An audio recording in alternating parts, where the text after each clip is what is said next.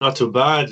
We haven't done a show in 2 weeks. We've got some interesting topics to talk about, and I won a prize as well. Which, if you follow me on Twitter, you may have seen or Instagram. I won ambulance merchandise, the Michael Bay, Jake Gyllenhaal, Yahya Abdul-Mateen II, and Isaac Gonzalez movie, which came out at the start of April. So I was pretty happy to win this, and I loved that movie so much. Did you watch that movie, Casey?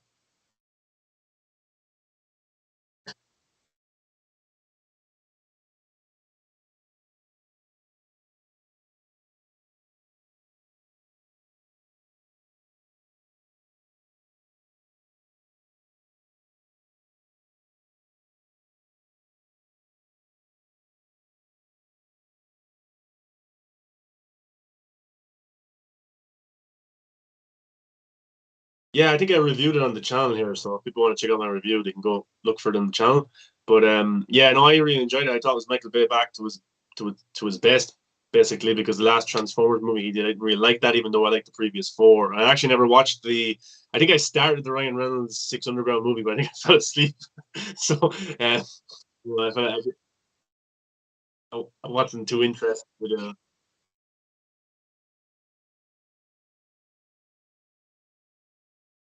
Yeah, well, this one's way better because you got great characters. They're well written. They're very funny. The action is very well. Look, after the first 15 minutes, the action just doesn't stop. It's just a adrenaline-inducing ride for 2 and a bit hours, and the camera work is really good, and the drone work is fantastic as well. I've never seen anything like it, where the drones basically are following a car chase, an explosion, and the drones go into the explosion and come out the other side, or a car is going over a ramp and the drone just flies underneath at full speed.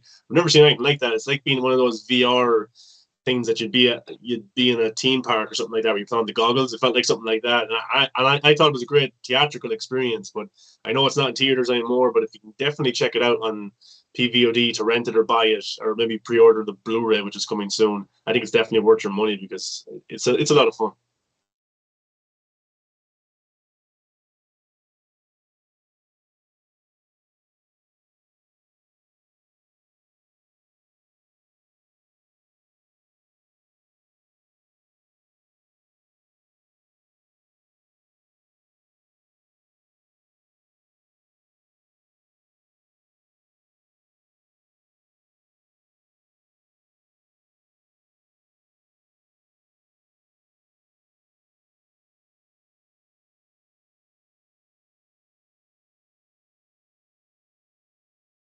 And Oscar.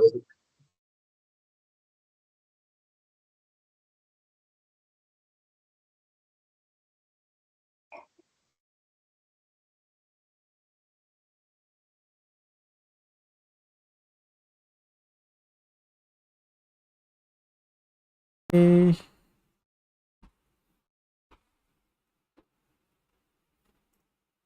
All right, now it should be working. Okay, so Moon Knight. Yeah, yeah, I've loved this show from the start, and I thought that it was pretty different from the other shows, and it was unique in the sense that it was taking place in Egypt, and it was the performances were good, played by Oscar Isaac and Oscar Isaac and Oscar Isaac, and I'm not remembering the name of the actress who plays this character you have on screen. Apologies, but she was really, really good in the show. And also, Ethan Hawke was great. So the storyline was pretty intense in certain parts, and it was funny. It was adventurous, and the finale. We know that the Disney Plus shows have a history of having questionable finales, not the best ones. So it kind of was with this one as well. I felt like it was kind of um, underwhelming based on what the previous episodes were, because those were really, really good. Especially episode 5 was one of the best episodes in any of the MCU, shows and movies. So it was pretty high bar.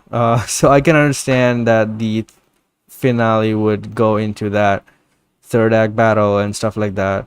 Um, which was cool to see, but I felt like it was short, very short, and it was. I think the episode even was shorter than the previous episodes, right? Yeah, I think that one was, yeah. Yeah. So yeah, I felt that, and it was quickly just jumping from one scene to another, and it didn't get the breathing room to resolve everything that was set up in the rest of the show. So for that part, I was kind of underwhelmed, but overall I did enjoy it, especially because there was some really cool stuff happening in the background and in with the action and stuff like that, but also very cheesy stuff was also happening, so it was kind of a balanced out thing. But overall, I really really enjoyed the show. I think it's probably up there with Loki and WandaVision for me. And I'm not sure how to rank it overall, but yeah, it's definitely up there for me. I definitely liked it better than Falcon and Winter Soldier. I've never seen Hawkeye. WandaVision I really liked, but again, the finale of that show was also questionable. So I would put this, up there with those two, Loki and WandaVision. Loki is still my favorite one. Yeah, I still like my high bar is still the Falcon and the Winter Soldier because I think that was the first one for me to kind of take a little bit more risks in terms of the TV side of things. One Division was a risk, of course, with the TV sitcom element to it, but I think near the end it went back to the MCU trope, the Ralph Warner stuff. We didn't really like that at all, and I thought it was bad. So, and the finale of that wasn't that good. But then when the Falcon and the Winter Soldier came out, this was a show that I didn't wasn't too excited for either. The trailers didn't really do anything for me. But once you kind of get into the first few episodes, and it's actually about race and about Anthony Mackie's character dealing with, yeah, he's the new Captain America because Captain America gave him the shield and said, "You're the new Captain America." But just because Steve Rogers said doesn't mean it was actually true. Society had to take him on board as a new Captain America from a race point of view, and even the government as well, which is ridiculous, but it happens, of course, throughout history and stuff like that. And I liked how that was actually tackled in the show. I wasn't expecting to see that. So that's why it's my kind of still my favorite of them all, even though I enjoyed Loki. Hawkeye was missable, I think. Yeah. Probably agree with that. It wasn't that great. But yeah, and then I liked What If was a lot of fun, some episodes here and there. And then Moon Knight came around, and we're excited for Moon Knight because it's an interesting character. He's described as maybe the Marvel Batman. Then you're thinking, will Marvel really do the Marvel Batman? Ethan Hawke's attached to it, Oscar Isaac. So it's obviously got a great cast involved. And Oscar Isaac, he's had a bad run of things in terms of IP movies with Star Wars and also maybe X-Men Apocalypse, even though I like that movie, the franchise didn't really, didn't last that long. And I think by the end of Star Wars, he wasn't too interested in it anymore. So, but like when he takes on a Marvel project, we heard that he only signed on for a season or he didn't sign a big deal. And the same with Ethan Hawke. And I actually found that very interesting that they would do this because they wanted to sign on. Maybe the script was good. So it was good because we watched the series. But then you could end this season at season one. And Ethan Hawke, he basically killed his character off. And I loved the ending to that. So Ethan Hawke had his run in it. They didn't want to make it into a bigger thing. But Moon Knight was very different because I think there's 6 episodes altogether. So the first 2 episodes are very different from 3 and 4, and then 3 and 4 are very different from 5 and 6. And I think each kind of chapter of this season has tackled kind of different genres, different moods, different tones at times. And I really enjoyed it. I will say some of the VFX for me wasn't that great, and I expected to be near perfect for these million dollar shows and movies, and the MCU still hasn't really crafted that element to it. Maybe because they give their VFX team so short time to finish these projects. I don't know why, but there was some shots that didn't look that good, especially in episode 1. And then the action sequences. I thought some of the best action in the show was the hand-to-hand combat between Moon Knight and some of the bad guys and stuff like that. I thought that was really good, but we didn't really get enough of that, and that's what I kind of wanted more. Also, at times, his suit looked very animated in CGI. When they did use natural shots of his suit, it looked way better when he was running and stuff like that. I liked it. But yeah, episode 5, you said as well, it's probably one of the best pieces of Marvel content from the MCU that we've ever gotten. And that scene was that entire thing was unbelievable to see. The origin of Mark, Steven, and what he went through. And Marvel actually showed us. They basically told us this guy had a bad upbringing, and this sadness led to him having these multiple personalities. And I was very surprised at that. And Oscar Isaac's acting as Mark and Stephen was fantastic. And people are saying he might be nominated for some awards for this. I wouldn't be surprised at all, because they have put it into the limited category, and the limited category is only for shows that are limited series, so it's season 1. But Big Little Lies, I don't know if you've ever seen that show. That started as a limited series and was nominated for all those awards. Might have won some as well, but then they still went ahead with a season 2. So I think Moon Knight will return. I'm not too sure if they'll do a season 2. I hope they do, because the character is so interesting, so different, and so unique from any comic book movie. There's no other character out there that has multiple personalities like this in live action that we've seen so far. And at the end, to see Jake Lockley as this third identity that's within Mark and Steven was just, it felt like a scene out of a Martin Scorsese movie in the post-credit scene where he turns around and just shoots Ethan Hawke's character. I was surprised, but I loved it. And we've talked about the finale kind of syndrome that Marvel has with their shows. And maybe the strongest finale was maybe Loki. Would you agree with that? Loki was maybe the strongest finale prior to this? Yeah. So, but going into this one, I was actually afraid. I was like 10 minutes, 15 minutes in, and Moon Knight didn't show up for the first 15 minutes of this episode, the last episode. And I was like, I'm not too sure. I think they're going to do it again. They're not going to nail it. And then it kind of ramps up. There's a lot of action. There's a lot going on. Layla gets her powers, and the suit is fantastic. And it for me, the middle of the episode and the closing of the episode, it closed strong, and then the post-credit scene. So I think they did nail the finale. It's probably maybe that and Loki between them to see what's the best. I'm not too sure. But I want to see more of this character. I want to see Oscar Isaac return. Ethan Hawke is dead, and I like that he's kind of dead, because he gave a great performance for the 6 episodes. But yeah, and Layla's suit, they did Wonder Woman 84 suit better than Wonder Woman 84. And even the action. I loved it. Yeah, the action in the finale was probably the best. Now that was really good. Yeah, I really liked it, and even the score that was playing when she was, when she showed up and when she was fighting and stuff like that. So it kind of did feel like the director of this episode was like, Patty Jenkins, I'm gonna show you how to do Wonder Woman 84 properly. And there's few moments in Wonder Woman 84, even though I like the movie, there is some cringe moments in it.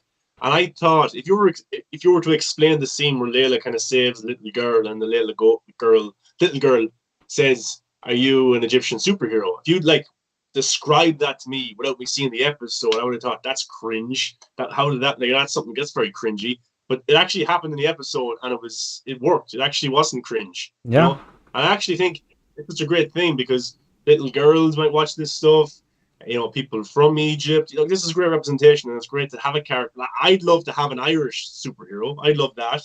Even though Barry Keoghan is playing the Joker, he's an Irish Joker. But I would love to see somebody like an Irish superhero. What would an Irish superhero be like? Stuff like that. So I think that's pretty cool. And it wasn't done in a cringe way, or it wasn't done in a women are powerful thing, like where I've rolled my eyes in the past when they've done this, even in the MCU, especially the shot in Endgame, where all the women are they happen to be in the same position for this money shot, when it didn't make sense from what was happening. But here it was done naturally, and I liked it, and she was a badass as well. And her and Moon Knight fighting was cool, so I'd love to see her return as well. Layla was such a good character as well. Yeah, I would definitely watch more Moon Knight if they returned. I'm not sure if they will, but I hope they do, because they put so much effort into into making this costume for her, and they used it just for one episode, and now it's gone. I don't know how this will pan out, but maybe they can bring her back in the MCU movies later on, and that's how it will work. But look, I really liked how this show turned out, and it's one of my favorite things. And Oscar Isaac definitely deserves, like Noman says here, Oscar deserves an Oscar for this. It's a TV show, but yes, I would agree with that. He nailed, especially in episode 5, they really nailed every single thing, from the performances to the story to everything else. I really enjoyed that. I think I have a theory about how they'll bring it back. Oscar Isaac. Yeah, no. I mean, like Oscar Isaac, as a business standpoint, why he didn't sign like a 7-picture deal for Marvel, because we've heard that he only may sign for a season. Season 2 isn't even guaranteed. I think he was kind of he was looking at his role in Marvel and X-Men, and he was looking at Star Wars and how those franchises didn't. Well, they worked out, of course. You know, the movies made a lot of money. He made a lot of money, but like the reception of them and things like that. I think he was probably hesitant to go to another franchise like this. So maybe that's why he didn't sign up like a massive deal. He wanted to see how the first season would go, and if it was good and a good experience and received well, then he'd be more open to come back for a season two or another outing as Moon Knight. And this guy, Oscar Isaac, must be really rich from Star Wars, from X-Men, now Marvel, because if he doesn't have a contract with Marvel right now, they're going to pay him a lot of big bucks to come back for a season two or whatever, because the show was well received and it might get some nominations. And if he does get nominations, them zeros will be added even more. So it wasn't a bad decision at all from him. And Ethan Hawke is more of a, he's more like that clip was floating around again. If you've seen it, him talking about movies, comic book Yeah. movies and cinema and stuff like that. I posted that a few years ago as well, and I loved it because he talked about like high art and low art and comic book movies and stuff like that. It's a great clip. Go check it out if you haven't. But he's more like of a theater actor. He's like one of those pros. He's a really anything he's in, it's going to be fantastic to watch because he's in it. So I think he elevated the show big time. He had his 6 episodes, and then he just eases out of this MCU, and he'll go do something like Black Phone, which would be very I'm interesting so to watch excited or to watch something. that. Yeah, it looks cool. So Ethan Hawke, I think, elevated the show and brought the standard up big time. Because if you just had some other random, throwaway actor, no offense, playing this character Ethan Hawke played, it might have been just kind of not as well looked at. So I think Ethan Hawke definitely, you sat up and you watched a little bit more because it was Ethan Hawke. Yeah, I agree. All right, let's move on to the next topic of today, which is Avatar: The Way of Water. So the first teaser trailer of this movie that's been in the works since a decade. has- Why are we talking about this? Nobody cares about Avatar. Nobody yeah, cares. nobody cares about Avatar, right? But casually, it comes out one day, unannounced. The trailer drops and it breaks records on YouTube for views. But nobody cares Yeah, about Avatar, right? nobody. Oh, So yeah, we've heard the description for this a while ago, but now finally we've seen the trailer. Unfortunately, I didn't get to see this in the theater with Multiverse of Madness because they didn't play it.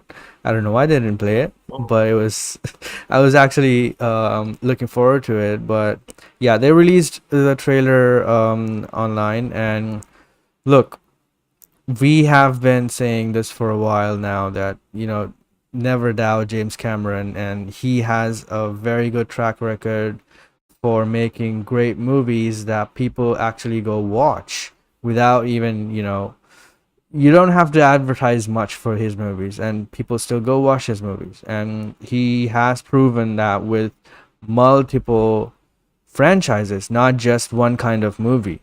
There's a lot of difference between Titanic and Avatar and Terminator. So he knows what he's doing, and he knows how to capture the audience. The first Avatar was a huge deal in the history of cinema. Whether you think the movie, was the storyline was average or whatever, but it was impactful. I know people say that people bring up the headlines about why was an Avatar so impactful on cinema.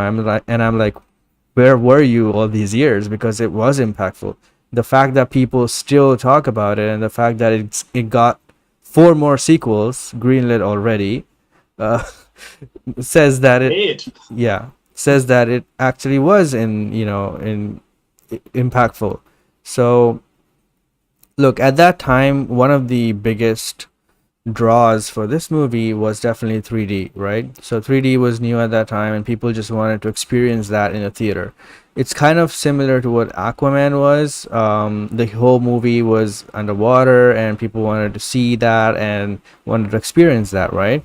So the theatrical experience is prioritized for these types of movies. And now James Cameron is back, but this time it's underwater again. So I don't know how much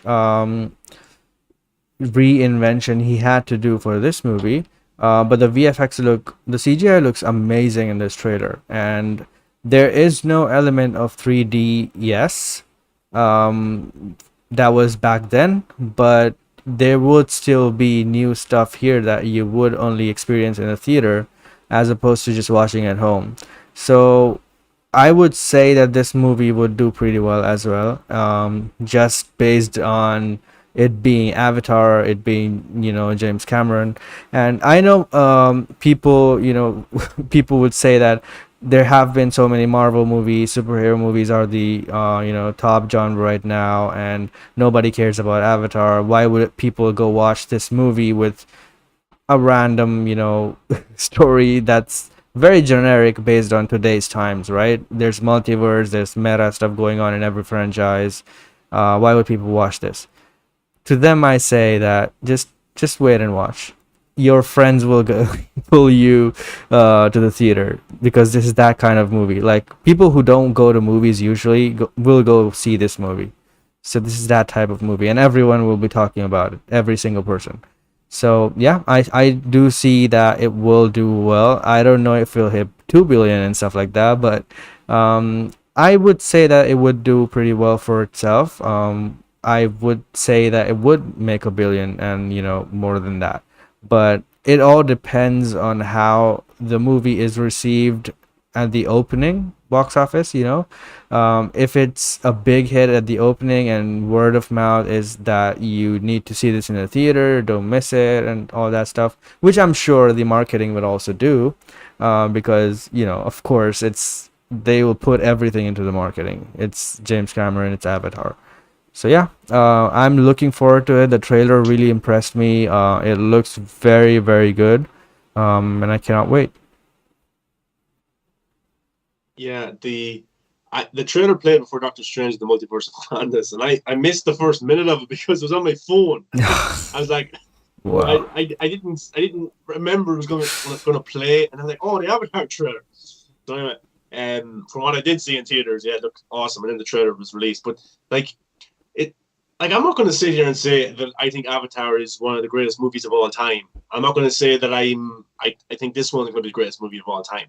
But the movie was impactful to cinema and to global audiences. So I don't want to miss Avatar 2 in a theater. I want to experience this. I want to talk about this with people. I think a lot of people would like that as well. The people that say that this movie nobody's excited for, I think you're in a bubble because we all love to think that we dictate box offices and all that kind of stuff, streaming numbers. When in reality, it's the global general audience that dictate a movie. They go back a time and time again. It's average Joe who works in an office who doesn't go to movies that much. He goes to see Avatar. He loves it. He watches it. He goes to his workmates. Have you guys seen the new Avatar movie? You have to go see it. And that's how word of mouth spreads for these types of movies. The Marvel movies have their own fan base and it reaches out to people and they're family friendly and stuff like that. You go watch it. It's a big event. The next Marvel movie.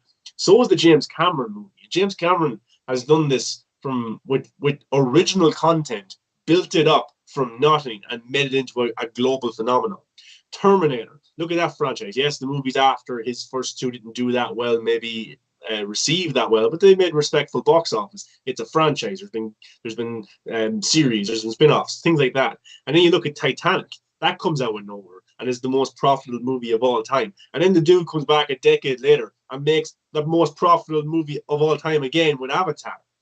This isn't Star Wars. It isn't DC, Marvel, Jurassic Park. It isn't anything like that. These are things that people don't know about really. And he built it up to be a huge success. So yeah, I don't understand people doubting James Cameron at all. He's one of the greatest directors of all time. And if he felt the need to put aside his career for 10 plus years to make these sequels to these movies, then it must have been for a very good reason. And he couldn't make the movies until technology became available. And he waited and he crafted and he made sure everything was perfect for when he could shoot. And it looks perfect now, judging by this trailer. This trailer looks crisp, it looks clean, it looks really, really fascinating. I'm not so sure the story is going to be over or emotional and oh my god, wow. I don't know that. Nobody knows. But it looks fantastic. It looks like something that you have to see in the theater. And it looks like something that if the one in 2009 could be as huge as it was at that time, people wanted to live in the Avatar simulation universe and to be those things. I don't know if it's going to have the same impact. We just don't know. But I think these films will do pretty well for themselves because of James Cameron's track record, because of what he's done with different audiences from the 80s, the 90s, the early 2000s. And now, will he do it again? I think he will. I'm not going to doubt him anyway. No, I'm not. And people, we have to remember as well, the Avatar 1 came out. It didn't make 200 million opening weekend or something like that. It had legs. The word of mouth spread about that movie. You have to go see Avatar. People went back and back again, and the 3D element to it. I don't really watch movies in 3D, but I want to watch this one in 3D because I don't think he's making just an average 3D movie. I think he's actually going to make something that actually looks like it's actually real in front of you right now.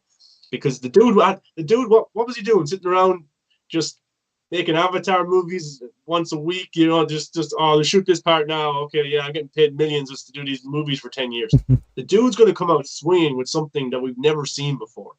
And if he hasn't done it, if he, I just can't think that he hasn't been doing something amazing and new. Like, he has to be. Wait this long.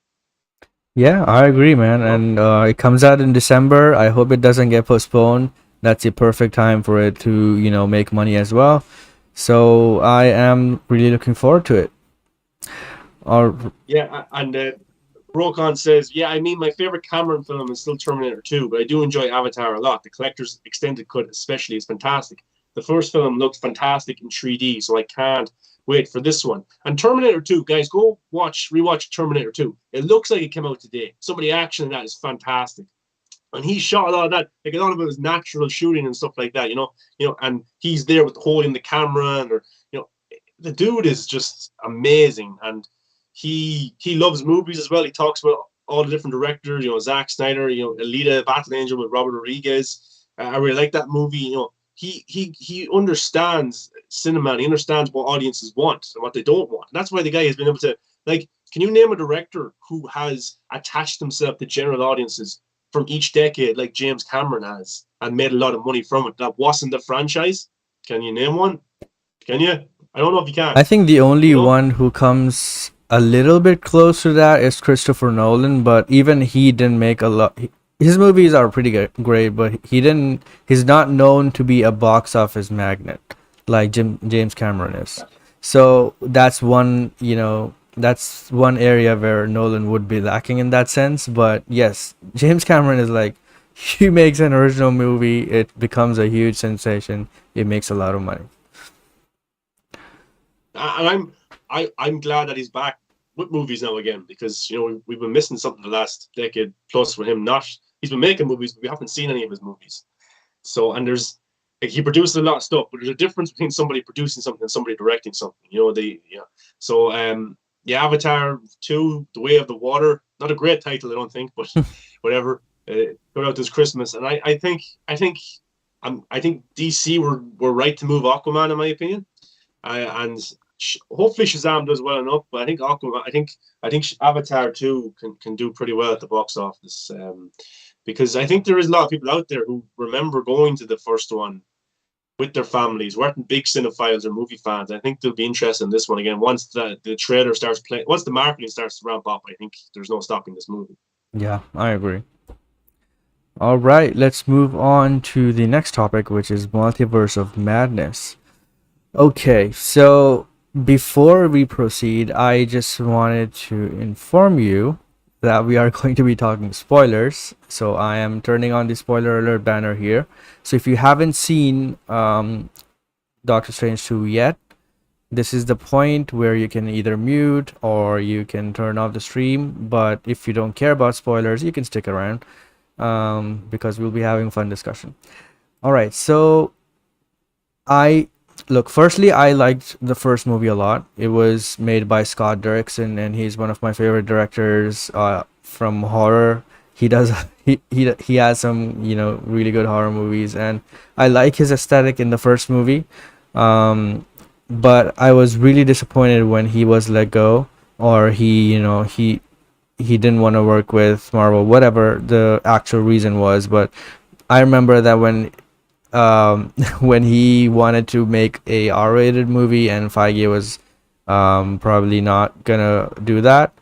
So maybe that made him part ways or whatever the actual reason is. I was really upset back then, but soon after that, Kevin Feige just comes out and announces Sam Raimi is gonna be making this movie, and everyone quickly forgot that we lost Scott Derrickson, because if you had to get rid of one great director, you bring in another great director, and that's how you manage that.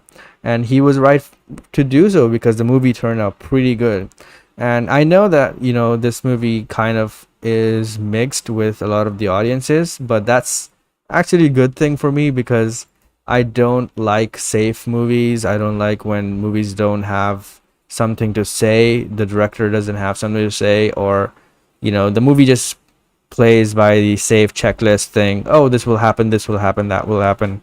Rise of Skywalker, Wonder Woman 84, stuff like that. So I usually don't like that stuff. But here with this movie, Sam Raimi is so present in the aesthetic, in the direction, in the crafting of this movie itself.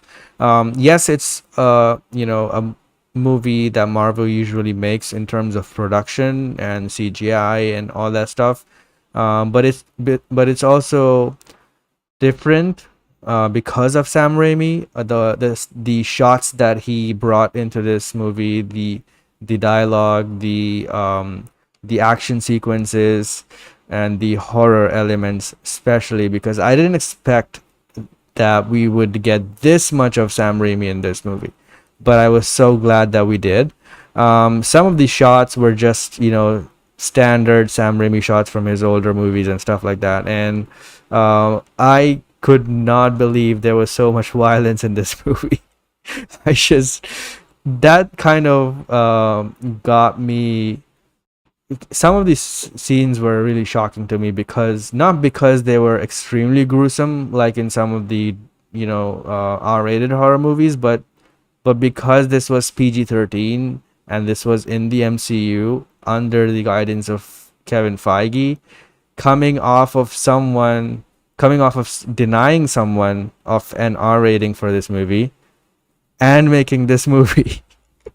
It was really shocking, some of the scenes and how gruesome they were within this space, and some of the decisions to kill some of the characters outright were also very interesting to me. But yes, before we go into detail, these were my overall thoughts, and I did like um, the cameos. I did like the extent of the cameos, and I liked how they were used. My favorite character, I would say, from the cameos would be Black Bolt. I because look, everyone hates Inhumans. I know. Even I hated it. I usually give pass to a lot of stuff, but even I just couldn't take Inhumans. It was worse than a CW show. I don't know what they were doing. But Anson Mount in that show was amazing. He was great. Now a lot of people used to make fun of the fact that he was only great because he didn't have any lines to say. So he was quiet the whole time. But I would argue that that's a much more difficult task, because you have to just act, from your face without saying a word. You have to show every emotion that you're feeling, and this character is so tragic, and he did a pretty good job. So um, I would agree with most people that he was the best part of the show, and I was so happy to see him here. I That's one spoiler that I didn't get spoiled, before watching the movie. I was just really happy seeing him there. He's fantastic, and the way he was killed off in the scene as well was shocking, because I that was the most shocking scene to me in the movie. I did not expect that would happen in a Marvel movie of all movies. So I loved it. I have some gripes with the movie. The editing was questionable. It was too fast. It just kept jumping from time to time. But again, the second act was kind of slow, based on the other sections of the movie. So I don't know if it's just the 2 hour runtime, but I would say the editing was messy for the most part. But even then, it kind of fit, because of the direction of Sam Raimi, the way the shots transition within each other and stuff like that. I kind of felt that the editing wasn't that jarring. It was, I would describe it similar to Suicide Squad, where the editing is kind of what um, ruined that movie, but it didn't ruin this one because obviously it's Marvel Studios, so they know what they're doing. They have a set production, team and all that stuff. So I would say the editing is weak, and the score. Danny Elfman shouldn't have been hired for this one. I feel like he didn't use Doctor Strange's instruments and score that usually is presented within Marvel. He didn't use that much. He always wants to use his own stuff, even though it's an existing franchise, existing character. I don't know why he does that, but some of the stuff was good though. In some scenes, I would say. The music battle was cool. I felt like that was cool. But again, today I read that was actually Kevin Feige's idea. So kudos to Kevin Feige for that. you know. But yeah, overall, I really really liked this movie. I actually think I should watch that again in the theater. I would really like that. No man, maybe if you're up for it, we can go. But yes, I did really enjoy it. I would recommend it. Phase 4 has been really good for me so far. They have been very experimental with so much different stuff. So Yeah. that's one thing that Marvel gets criticized a lot for. And I know that there's both sides to that. If you go too far away from what your DNA is, people will not like it as much. Just like some people did not like it with this movie. But I'd rather see a movie try to do something different and unique, like Eternals, Moon Knight, WandaVision, Loki. I would rather see stuff tried differently and not achieving 90% success or whatever than having the same thing again and again, and constantly having the safe ratings. So I'm really really enjoying phase 4 so far. Everything seems very unique to each other, and yeah, I'm looking forward to him returning in the sequel. I don't know who will do it. I don't know if it will be Sam Raimi again or they'll bring back Scott Derrickson, but yeah, I really did enjoy it. What did you think? I know that Sam Raimi is one of your all-time favorite directors since you love the Spider-Man trilogy so much. Yeah, look, I grew up watching. The reason I love comic book movies so much is the X-Men movies and the Tobey Spider-Man movies. Like Toby is still my favorite superhero of all time. He's up there with Wolverine, and that's my Rushmore Mountain. But like when you hire Sam Raimi, Scott Derrickson leaving was like a red flag. Creative differences and stuff like that, and a bit disappointing considering the Doctor Strange one is a very solid movie, really really good movie. When you hire Sam Raimi, you're not just hiring a director. You're hiring that director's vision. You're hiring Sam Raimi to come in and direct this. So my interest levels went up big time with him coming on board. Him, the GOAT, returning to comic book movies, and also a little bit of redemption for him as well for Spider-Man 3 because he didn't like that movie as much. He had some differences with the studio, and he wanted to come back for Spider-Man 4, and they wouldn't let him do his thing, so he just left, which was probably the best thing for everybody. And now he's back. He's in the MCU. The movie's making a lot of money at the box office right now. Yes, it's kind of mixed received, but I have to say that this phase of the MCU I've been enjoying big time. I'm really invested into all the stories. And I have to say, maybe some of my favorite MCU content has been in this phase. It's been The Falcon and the Winter Soldier. It's been Loki. It's been Moon Knight. It's been Eternals, a movie I loved so much. And it's been Doctor Strange and the Multiverse of Madness.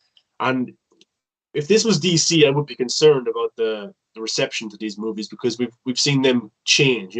After Batman v Superman, they went with Justice League. They chopped up Suicide Squad, and now look at the last few DCU movies: Birds of Prey, Wonder Woman 84. It doesn't have that same feel to it at all.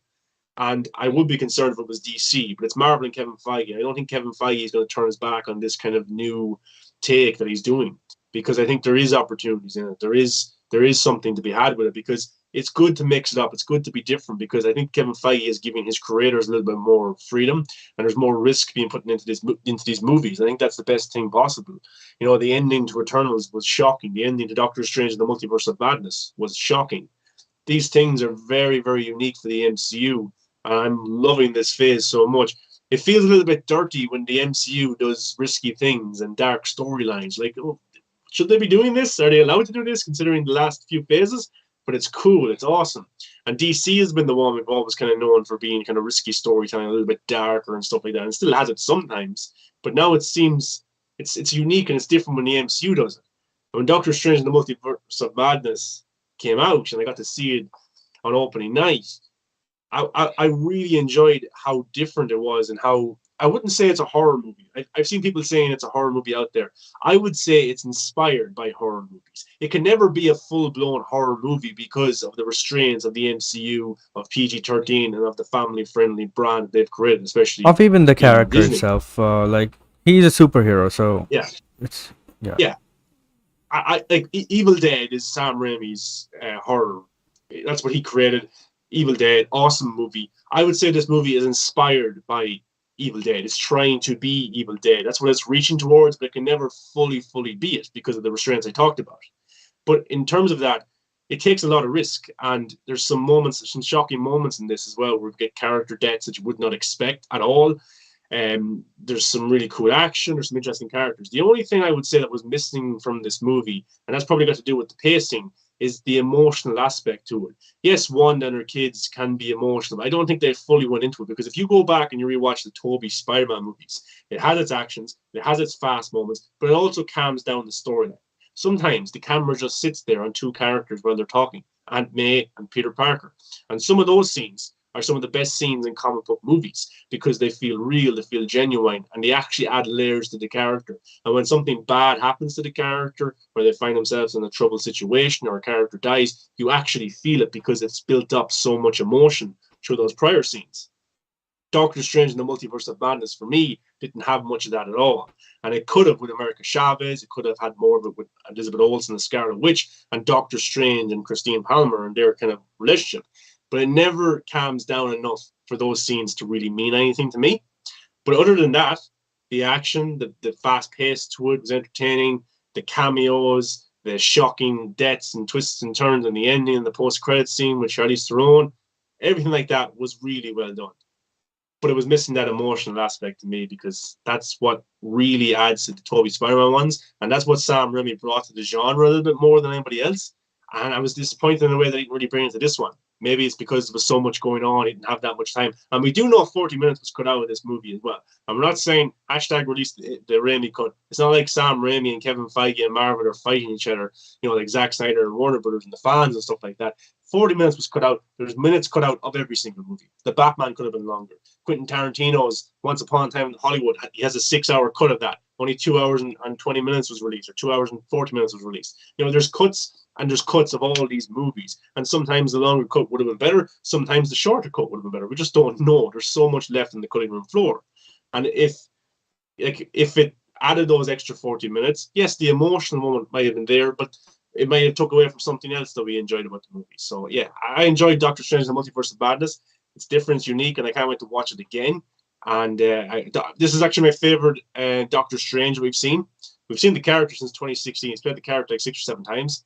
I think this is my favorite outing of his. And I like how he was a mentor to America Chavez a little bit as well. America Chavez, the actor that plays America Chavez, is very, very likable. Yeah. And I liked her on screen. But she didn't have a lot to do. She was kind of like the damsel in distress a lot of the times. Yeah. It's only until the third act she came into her own.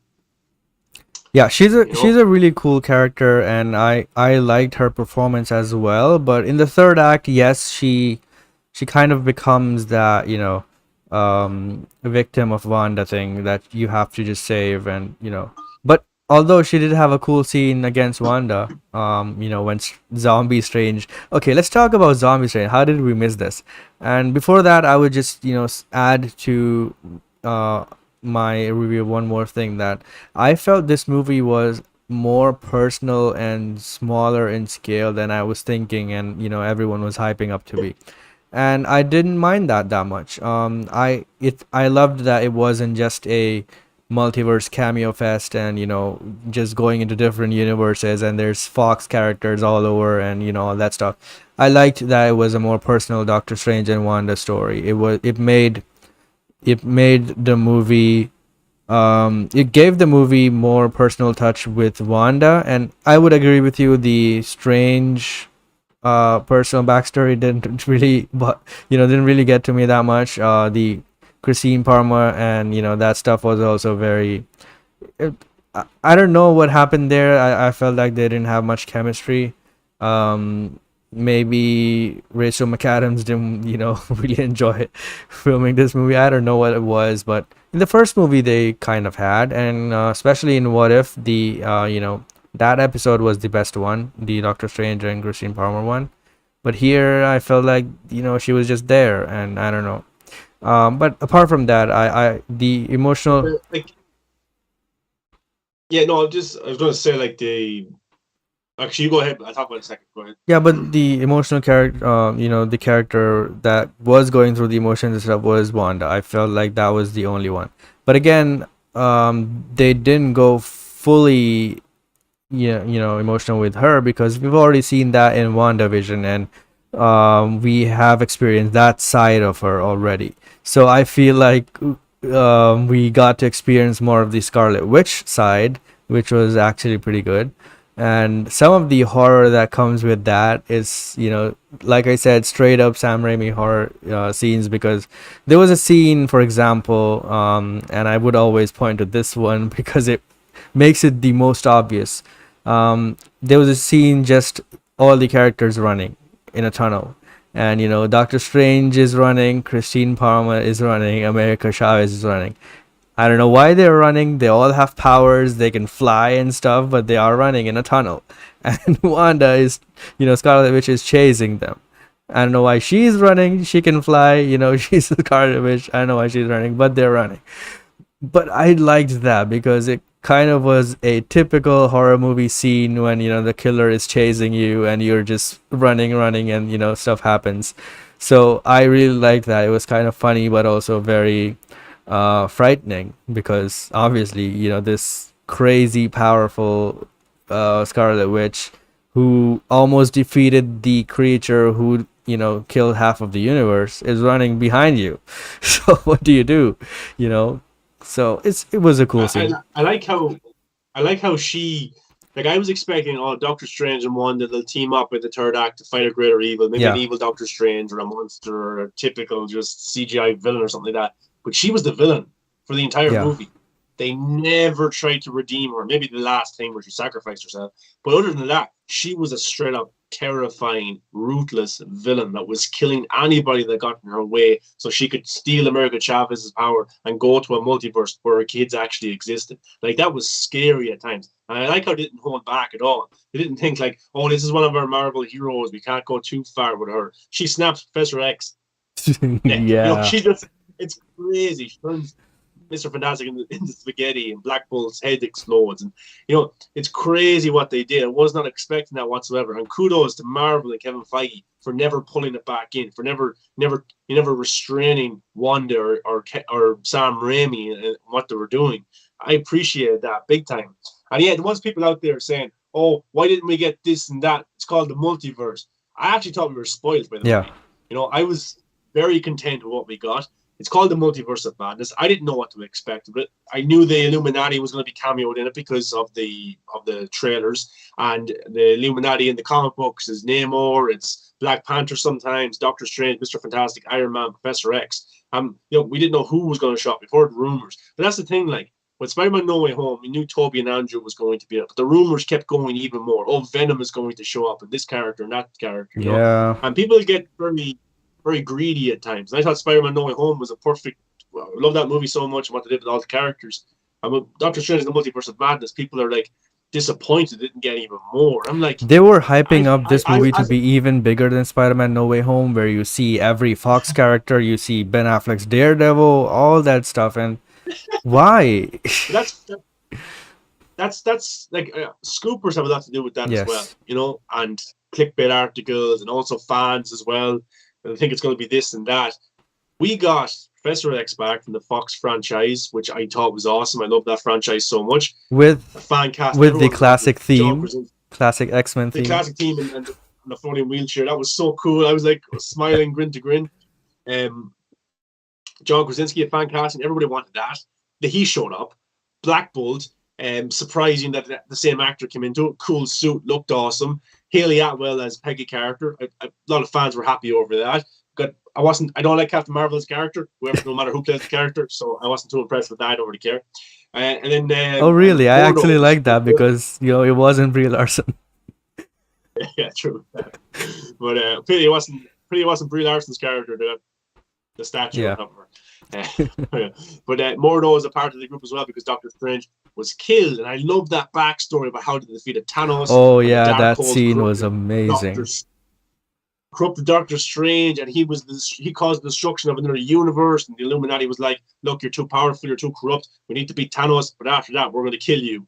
And Doctor Strange agreed, and Black Bolt killing him, it was just really, really cool. I as a Marvel Multiverse fan, that's someone who loves the Ghost Riders, Nicolas Cage, the early Fantastic Four movies, Spider-Man, Tobey, X-Men, someone who loves all that stuff and wish they were still their own universes so we could get different movies. I was very content with what Marvel and Kevin Feige did in terms of spoiling us with the Easter eggs and the cameos. I was spoiled. I didn't need any more than that. Yeah. Cool. It would have been cool to see more. Yeah. But what they gave us, it wasn't overdone. It was pretty respectful for me. I know they were all killed, but it was respectful in terms of didn't do Ralph Boner and shit like that.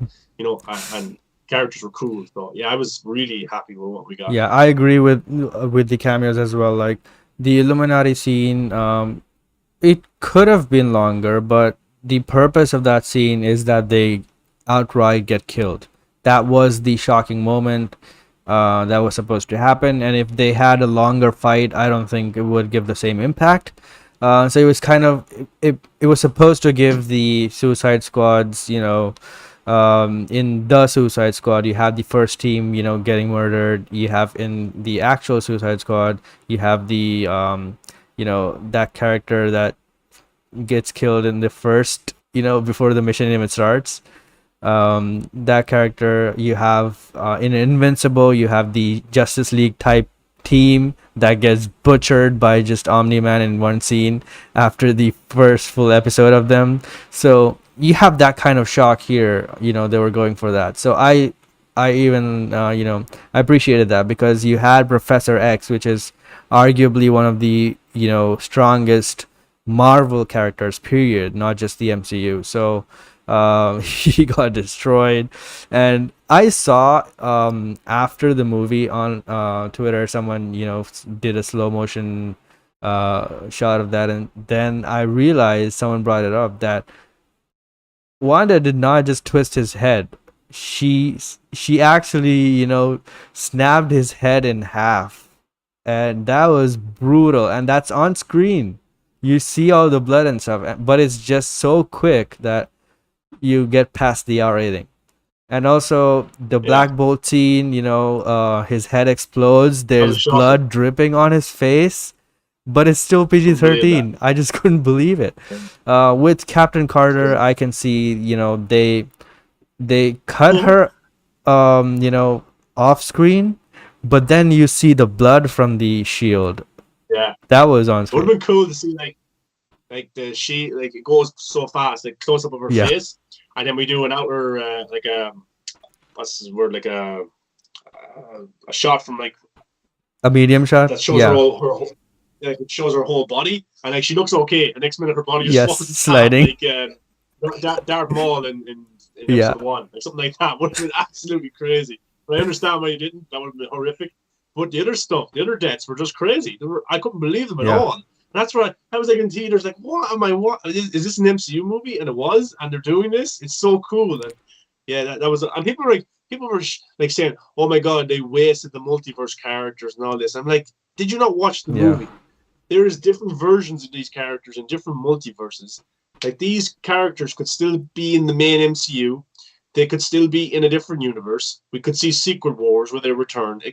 Nothing's off the table. It's not like they can never use Professor X again. Yeah. Patrick Stewart. they can never use John Krasinski. Of course they can. They can use them again if they want to. It's not that big of a Yeah. deal. Look how many Doctor Stranges we see in the movie, and he died.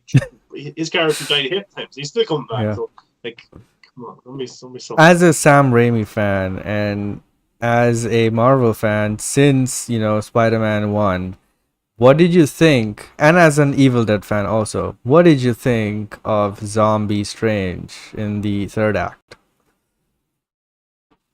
Yeah, it wasn't like, because when we got to see in the trailers that it seemed to be like Zombie Strange, I had more the image of the What If, Zombies episode where like he's actually a zombie, but it wasn't like he. But I did like how he's in this other universe and he has to get into the main MCU to take on Wanda, but he can't get there because he doesn't have America Chavez to jump into different multiverses. So he has to sleepwalk into a body that's his, but there's no body in the MCU if he's from that universe. Then he remembers that the Supreme Strange, or what was that Strange called? Defender Strange. Defender Strange in the start of the movie, which died because of the monster. He's in the MCU, his body, because he buried it. So he takes up his body, sleepwalks. That was cool. And then you have these demons of the dead, or whatever you call them. It's like forbidden to sleepwalk in a dead body. So Doctor Strange does that, and then these demons come to stop him. And then that was really cool on top of the mountain fighting those demons.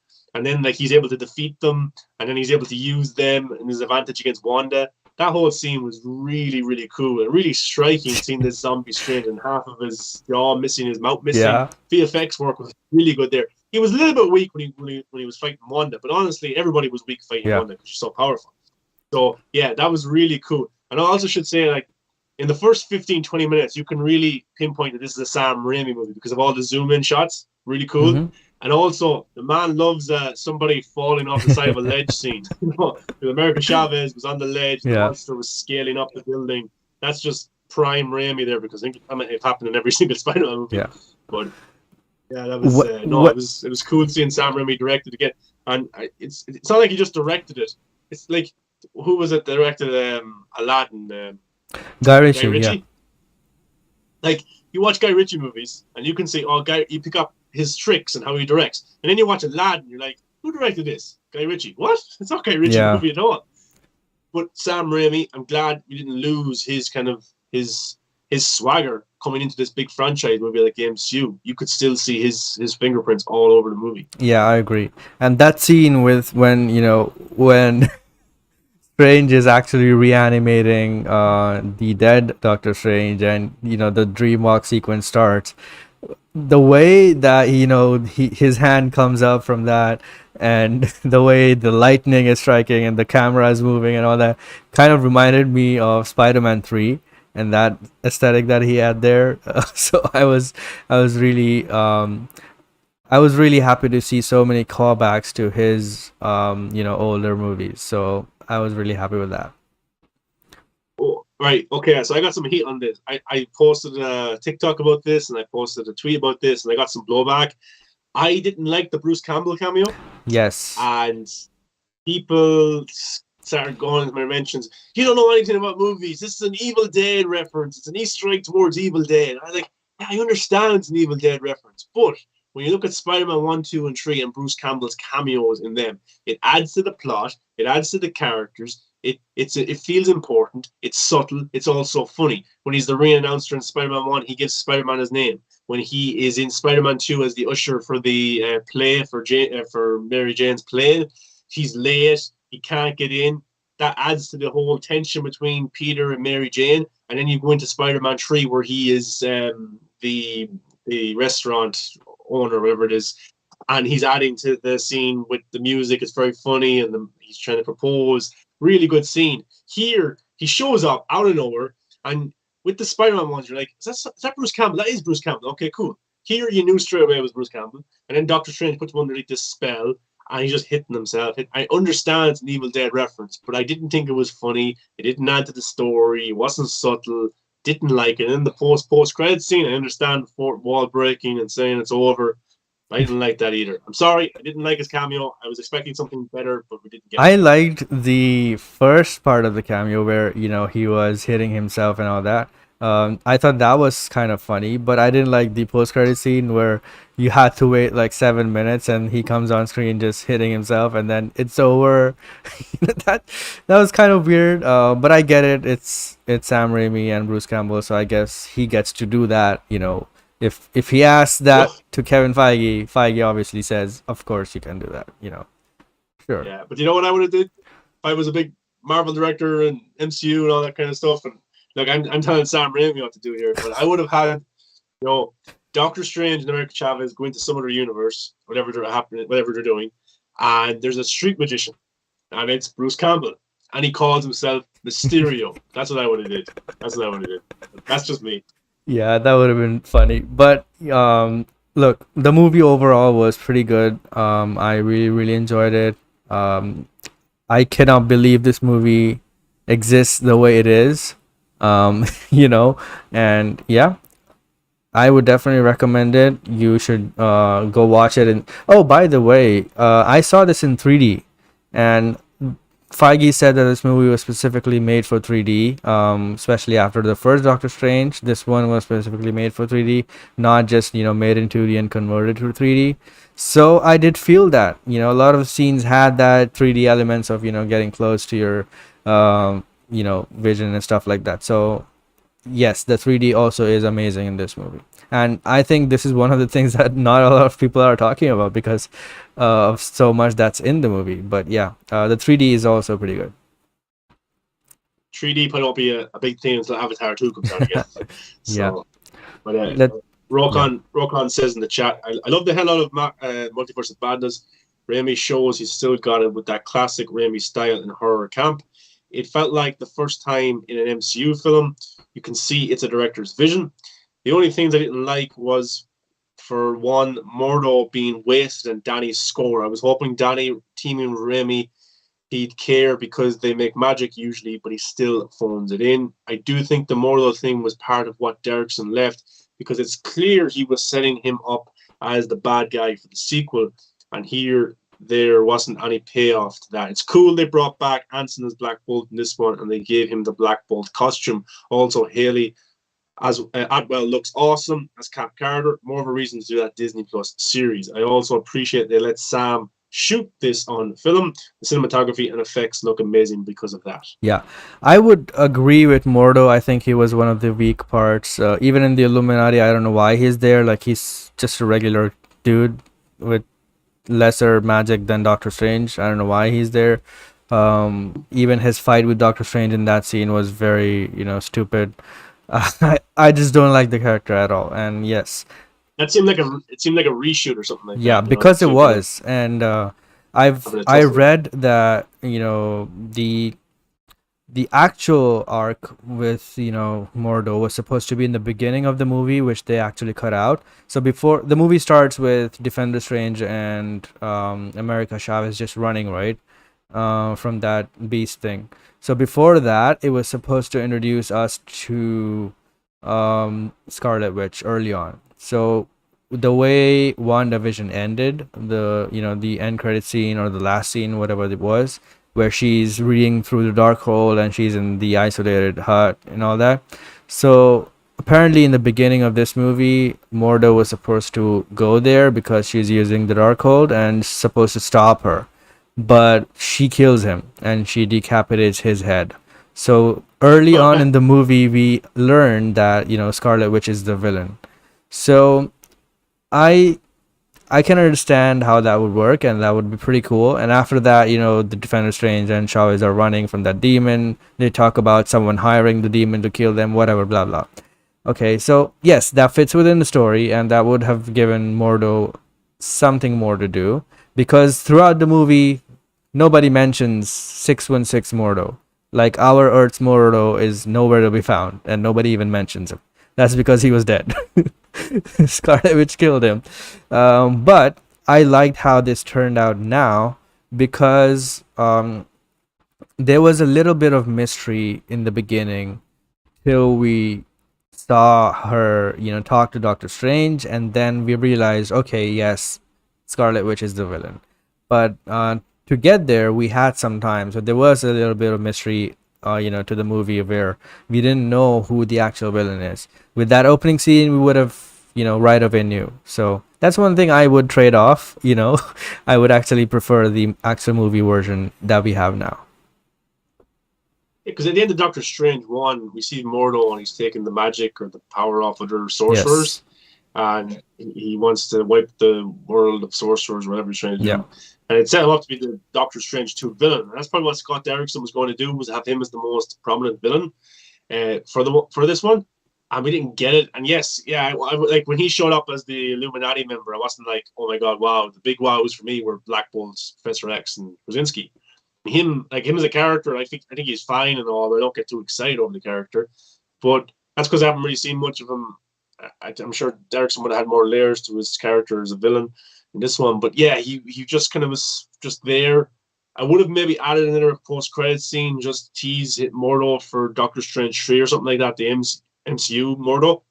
I guess they don't want him back. Like, what will he do? Like, I don't know. His powers are so useless. Well, I always look at it this way. If you could have had him, look at Aquaman, you have the main villain was Orm, and then you have Black Manta as kind of the side villain on his little side story. And then I'm sure Aquaman 2, there'll be bigger threats there, but Black Manta will be a threat as well. By the third movie, he'll be more powerful to fight Aquaman. That's what we're getting to. Yeah. So I think I would like to see something like that for Mordo, something just a side little villain arc there, keep him ticking over until he's powerful enough to fight Doctor Strange in some way. But it was a bit weird. But I think Juan was pretty good in this one as well. He had some cool scenes. He's a really cool character. America Chavez, I liked her as well. Hope to see her return. And it looks like Rachel McAdams is done in the role as Christine Palmer. She might return here and there, small roles, but I think with Charlize Theron's introduction as Clea, she will be in the comics. Her character is a love interest for Doctor Strange. That's probably what's going to happen in Doctor Strange 3. He'll move on from that, and that's what this movie was about. Is about closing that chapter with Christine Palmer and Doctor Strange, and like just a multiverse. They're never supposed to be together. Yeah. So I think she will still be around just because of her new job role that they introduced. She studies the multiverses, she names, them and all that stuff. So I feel like she would be that type of character in the background, and we see her, eventually at some point. But yeah, I do feel like they will close the love interest chapter for her and just go with Clea, because I was actually really surprised to see Charlize Theron, because I was, for a long time, she was my choice to play Big Barda in, the Snyderverse, but Marvel got to her first again. And I was like, damn it. But it's not that she can't play both characters, but it's just that, I would have loved to see her there. But she's, again, a fantastic addition, a really, really great actress. And although her costume was a little bit weird. Yeah, it was a bit bulky or something like that, The color was too bright. I don't know. It's kind of weird, but she's great, so I'm looking forward to her performance. Yeah. So. And she's been kind of hard. Like, she's in the Fast and Furious movies, but I liked her in The Old Guard and in Bombshell with Margot Robbie. She's fantastic in that movie. I think she even got nominated. She's brilliant at action. She's really good at action because like Mad Max was fantastic, and also Atomic Blonde. It's kind of like a John Wick-esque movie. You should check that out. It's fantastic. Great music in it, and she's fantastic. James McAvoy's in it too. But she's really good at action. And like she was up for Wonder. People thought she was up for Wonder Woman a few years ago, but then Warner Brothers came to her to play Wonder Woman's mom, but she didn't really like that. Aging them. And she's young enough. She's not old, right? She could play it. She would have been a fantastic Wonder Woman as well. But probably even better. Maybe, yeah, because she's fantastic. She's a really great actor. Like, she's one of the best out there. Now the MCU has her. Like, the MCU seems to be picking up all these great actors. They're doing a really good job at them and setting them up. Like Mahershala Ali will be Blade. He's one of the best actors in the world right now. That's really cool. Kit Harington as well. He's going to be the Black Knight or one of the Internals. Like, they're picking up all these great actors. Harry Styles is even in the MCU now. But Charlize Theron, I'm not saying he's a great actor. I'm just saying they're picking up everybody. Yeah. Charlize Theron is really cool. I want to see her in Doctor Strange 3 have a big role. And yeah, it was a surprise to see her. What I did not get to see any leaks about that. I knew Professor X, I knew Black Bolt, I knew Captain Carter, all that kind of stuff. I didn't know Krasinski, but she was a shock. Really like Yeah. that. Her costume was a bit bulky or something like that. She's a good looking woman. She's fit and all that kind of stuff. The costume just seemed very big on her or something like that. So I hope they make some modifications to it for when she returns. Yeah, I cannot wait. But yeah, overall, I did really enjoy this movie. And speaking of, John Krasinski, we learned today from, um, you know, Justin Kroll from Variety, and he says, um, okay, he's now at Deadline, sorry. Justin Kroll from Deadline. He said, fun fact, Krasinski wasn't the first choice. The actor originally set to play the role was all set to shoot, but when there was an uptick in COVID cases, he backed out as he was living in London and didn't think the quick shoot was worth the risk of bringing back COVID to the family. And there was a Daniel Craig gif. So I can understand that people took this tweet as saying, um, you know, as saying that he is playing Mr. Fantastic. He's playing Reed Richards, but Justin kind of said, play the role.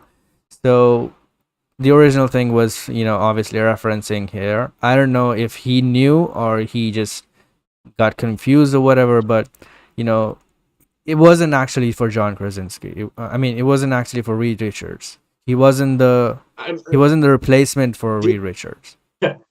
way it was worded, you'd think, oh, so they wanted him to be Mr. Yes. Fantastic in the movie. He pulled out, so they brought in John Krasinski. And that's what I thought as well. That's what Yeah. most of the internet thought. Then we found out more information then. Yeah. So, heavy spoilers. Paul from Heavy Spoilers, he knew about this before, and he said, so now that the rumors about Daniel Craig originally being in Doctor Strange are out, I think I can talk about what I know about this. Okay, so there is this character called Balder the Brave. So Craig was originally supposed to be playing Balder the Brave, who was part of the Illuminati. He was talked into killing himself by Wanda. He couldn't shoot the scenes though, and in the reshoots, they replaced him with Krasinski, which makes sense. I don't know what I don't see him as Reed Richards. I don't see him as Mr. Fantastic, but I see what he meant here when he said that originally he was supposed to play. So he wasn't supposed to play Mr. Fantastic, but it was a completely different character, and Mr. Fantastic wasn't even on the Illuminati. That was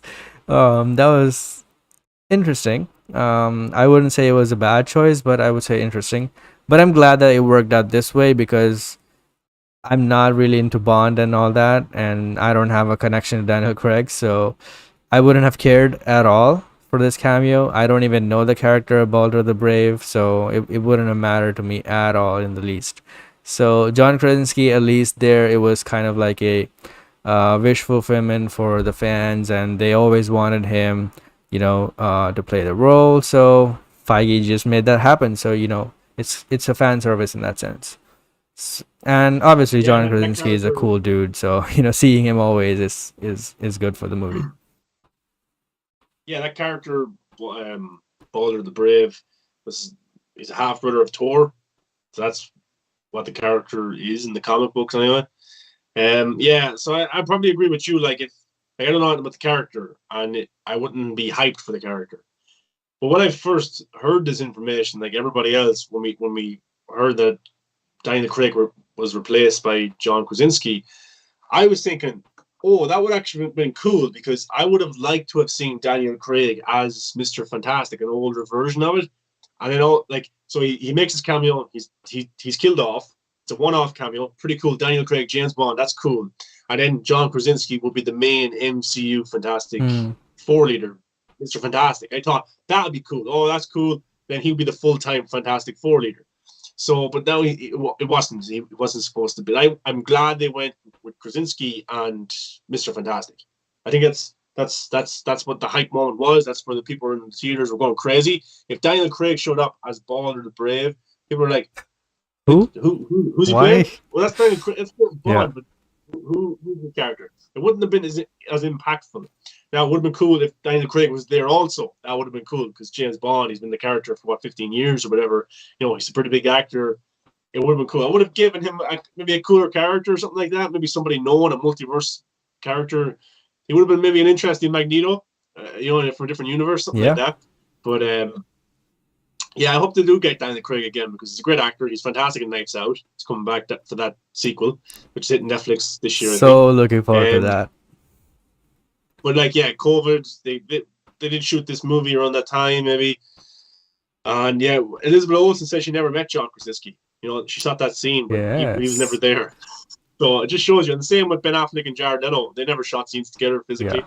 You know, they shot one side of it. Next day he comes in, shoots the other side of it. So yeah, so Krasinski, I think he looked cool. He sounded cool. He just didn't do anything cool.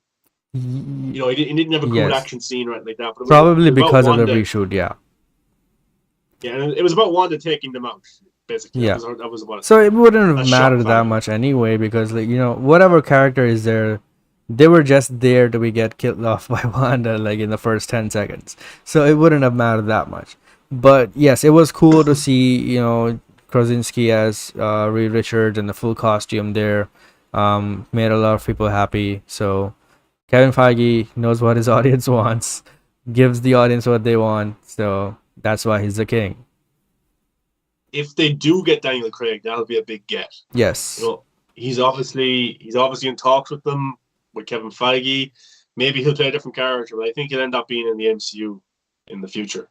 So that would be pretty exciting. I hope they give him a better character. Maybe he'll be cool as Balder the Brave. I don't know, but I'd like to see him play somebody more prominent in the MCU. I agree. All right, so let's move on to the next topic and final topic, which is such a weird one, but we'll have to talk about it anyway. Okay, so a couple of days ago, the the Wrap actually released an article, but said it's an exclusive, which I don't know why. But they came out with an opinion piece without actual facts, saying that the fan favorite and the cheer moment awards at this year's Oscars were reportedly rigged by automated Twitter bot accounts in support of director Zack Snyder, which obviously we know, being in this fandom so close to the news and everything that happens, you know, in the, you know, community and all that, we know that that's not true because we have seen our mutuals on Twitter, actual people who we know that tweeted, you know, even numbering their tweets like 1 of 20, 2 of 20 and all that stuff. So okay, so forget even that.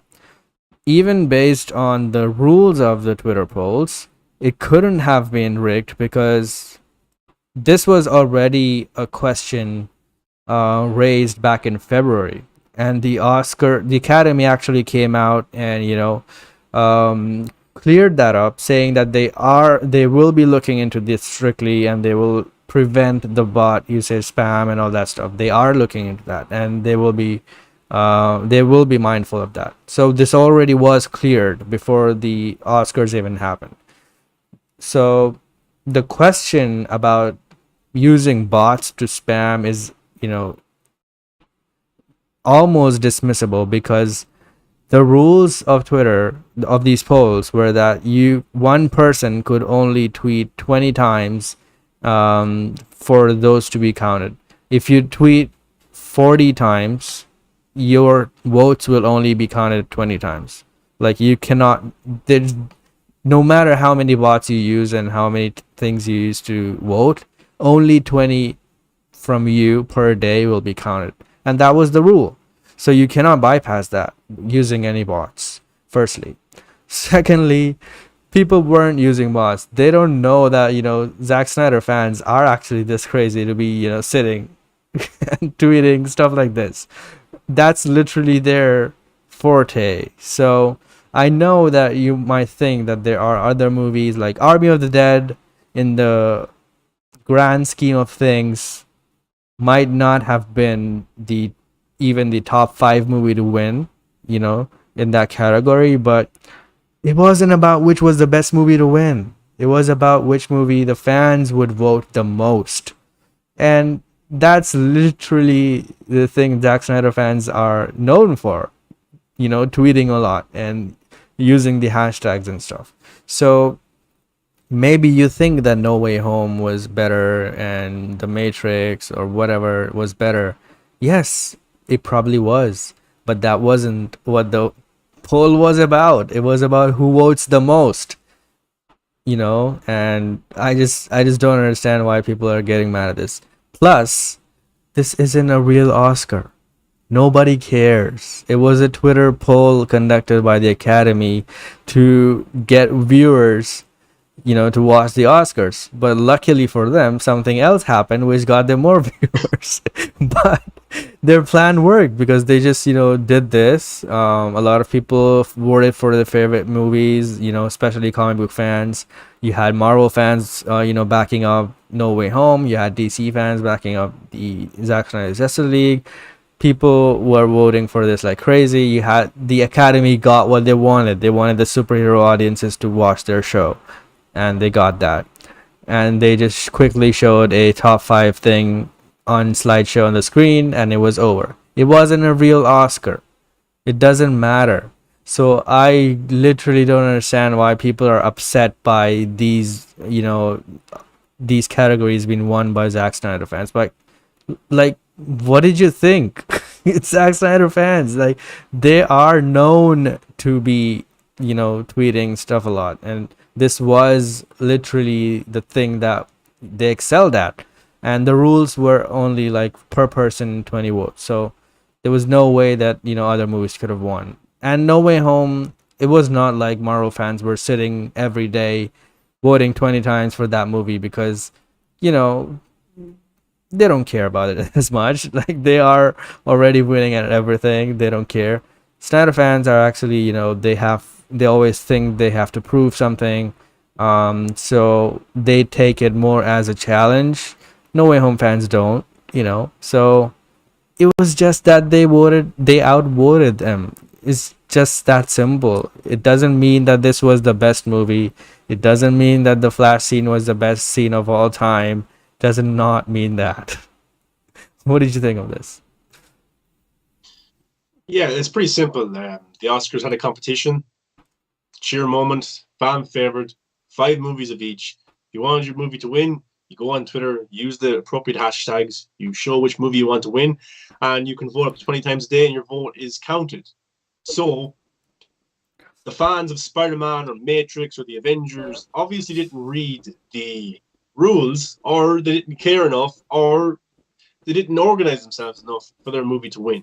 And then when the Oscars are The only on other and fan group that did women, this was Camila Cabello for Camille, Cinderella. yeah, They did Cinderella. pretty hard job. Like, they were at it. Yeah, They were you know, targeting accounts, Snyder fan accounts, and you know, gathering their group and saying report this account so their votes don't get counted. They were going that crazy. So it was yeah. pretty bad.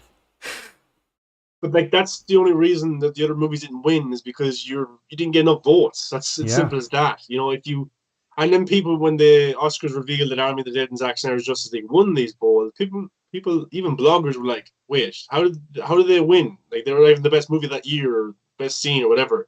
Because you didn't vote. If you wanted your movie to win, you I should have voted. cannot That's just as simple understand as why that. we have to explain how voting works. You think that every time a person gets elected or wins by a vote, you think they are the best person for the job? No, they just got the most votes. I just don't Like understand. there's there's 25 polls a week on Twitter or Instagram about who is the best Batman. I've seen Ben Affleck win it one, you know, he wins it. Most of the Christian Bale times, wins it the Christian Bale next. wins Michael it. Keaton. Yeah. I seen one with Adam West won with their last one I got to see. So it's just about voting, and people didn't do that obviously. And as Zack Snyder's Justice League Army, they won these Twitter polls and didn't get an award for it. Zack Snyder wasn't there. It wasn't really a big thing. Blink and you missed at the Oscars, but still pretty cool. Fans, it's awesome. It's another kind of small win for the Snyder fandom to show Warner Brothers Discovery that look, there's a fan base here, and look, people love these movies and they want to see more. But like, let's be real here. The Oscars exploited comic book movie fans for their own Yeah. benefit. Look, comic book movie fans are basically, and I'm one of them, and we're all whores at the end of the day. You know, if will people can shit all they want on Warner Brothers and that they hate Discovery or Sadlov or Toby Emmerich or Walter Hamada, but if Walter Hamada or Toby Emmerich came out tomorrow and said we're doing Zack Snyder's Justice League 2, nobody would protest. We'd all be whores. We'd all want to, you know, sit down, get down on their knees and pleasure Walter Hamada and Toby Emmerich. You know, that's not saying that they will, not saying that they're good guys or anything. You're bringing the Sam Raimi to the channel. Yeah, fans are whores, and that's what they want. They want that. They want what makes them feel good, and that's the Snyderverse, Spider-Man 4 or Amazing Spider-Man 3. If it's announced, people will drink from the Kool-Aid no matter what their opinion was. But the Oscars thought to themselves that the ratings are going down the last few years. Look, the ratings aren't that good. What can we do? Can we try something different? How about we have this imaginary poll with comic book movie fans where we talk about what's the best moment of the year or what's the best cheer moment or fan favorite. Let's nominate the 5 biggest fan bases. Matrix has a pretty big fan base, you know, it was impactful on cinema. We'll put that there. Some musical, I forget the name of it, was there as well. We have Camilo, whatever her name is, I don't even know her name. She's got a big fan base. The Snyder fan base are huge. They got this movie release. They raised a lot of money, stuff like that. Let's put them into this as well. And let's hope that it brings more social media engagement around the Oscars. And I'm sure it did a lot, you know, with ads and stuff like that. And then they're hoping that can turn into viewership because these Spider-Man No Way Home fans will tune in to watch the Oscars. And we don't know if that benefited in the Oscars having its biggest viewing count in years or it was because Will Smith slapped Chris Rock. And it was probably that. So we don't really know. But they just exploited fans. They were using the fans for their own benefit, for their own views, to get the stars of the Oscars up even more. And they didn't make this they didn't have this on for more than a minute or 2 minutes to make it bigger than Best Picture or Best Actor or anything like that. It was very, very small. It didn't overwhelm the statuses of the actual Oscars, the actual prestige of the Oscars. Will Smith he overdid everything, you know. Yeah. But like, they didn't make these fan awards bigger than the actual Oscars. So, you know, we have to take that into account. But these spots, Humberto Gonzalez is one of these guys who said the Snyder Cut was a pipe dream or would never happen. He inaccurately predicted the Snyder Cut future, and he sounds a bit sour about it because I'm sure there's fans out there, you know, toxic Snyder fans, and there's toxic Star Wars fans, and toxic football fans. I support Man United. You know, there's all it's in every part of life. Yeah. I'm sure there's people in Humberto Gonzalez's mentions saying, "Oh, you were wrong," and they keep saying this every single day. And this guy is probably sour, and he's trying to get back at the fans and stuff like that. And I don't really listen to him that much. I don't really follow his stuff. But it just seemed like a big article over nothing for something that people have basically forgotten about. Exactly. I haven't seen anybody really talk about it at all. It was cool at the time, cool, awesome, but nobody's been talking about it since. And I don't mean just fans. I mean like bloggers or big news websites. It happened and it's gone. Will Smith overshadowed the entire thing. So I just thought this came out of nowhere. Who cares at the end of the day? We had verifieds, we had other bloggers making fun of Humberto Gonzalez. And that's my advice to people. Don't take it so seriously. Don't get so annoyed by this. The guy was trying to make a big point out of nothing and it ended up being a joke on him. So just laugh at him, which most of the fandom did. They made Terminator jokes, they made iRobot jokes. Ray Porter were getting in on the action as well. Clay Staub, the second unit director of Justice League. Make fun of it because that's all you can do is laugh at the stupidity of what Humberto Gonzalez was trying to do. I don't take it too seriously. I laughed at it. I still am laughing. The fact that that article didn't even have any proof of what he was claiming. It was just his opinion that maybe there were bots used. Maybe, you know, because they saw a huge jump in numbers, he assumed that they were using bots, and he never even claimed that there was proof in his own article. I don't know why, you know, he also, by the way, saying that actually he's actually putting a bad mark on the Academy as well, saying that they don't know how to, you know, do this thing, and they just basically got tricked by 15-year-old internet fans who used bots. Like, he's claiming that, and without proof. They reached out to Zack Snyder's rep, no comment. They reached out to the Academy, no comment. They reached out to the conductor, the company who was hired to do this post, no comment. So basically, nobody said anything about this, and there's no proof about this happening. It's just in his mind. He blurted it out as an exclusive. I don't know why.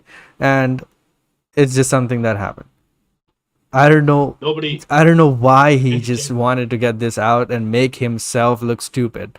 Like he is representative of the rap. The rap is a pretty big, news site, and he did this. So imagine how much people would take him seriously now. Like, what is he doing? Like, imagine me putting out an exclusive for a major website like THR or Variety and saying that, oh, maybe the Cinderella fans were not real fans and maybe only 50% of them were actual voters. I don't have proof, but maybe. Would that make me look smart or stupid? It's just so ridiculous that a grown ass man who is in this job for years would do this. Seriously, like how stupid you have to be. then like he brought up some Israeli website or company that discovered that 25,000 Snyder fans were bots and that they were bot tweeting hashtag release the Snyder cut. I'm like, do you think Warner Brothers can be stupid at times? Do you think they're actually that stupid to greenlit a movie or announce a movie for Zack Snyder's Justice League? $70 million. You No, think they like will do that just because bunch of online people are hashtagging? Sorry to say, but that's research. not what happened. They did that because they are making business with this.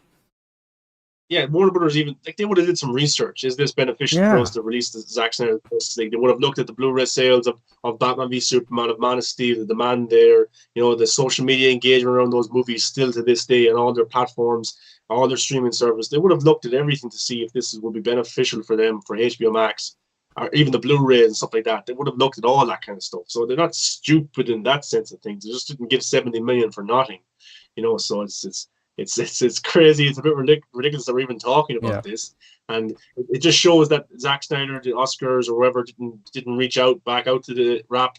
They don't entertain this shit. They don't care. Like this is just ridiculous. This is a stupid claim. If there was some accurate maybe example or information or evidence, then maybe they would have responded to it. But there was nothing. The guy was just blowing smoke out of his ass over nothing because he doesn't like Snyder fans.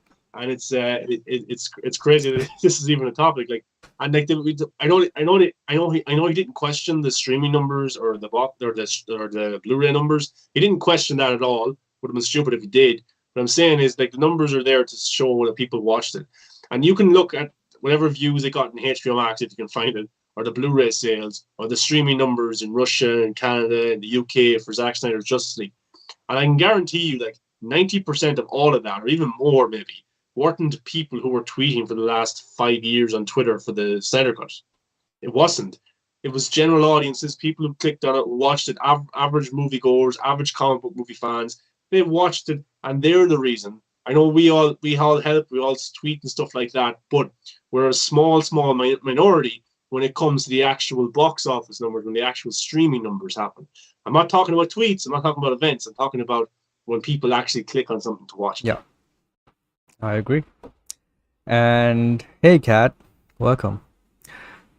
And yeah, that concludes our topics for today.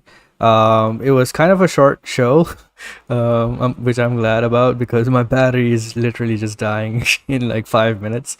But yes, thank you everyone for joining in.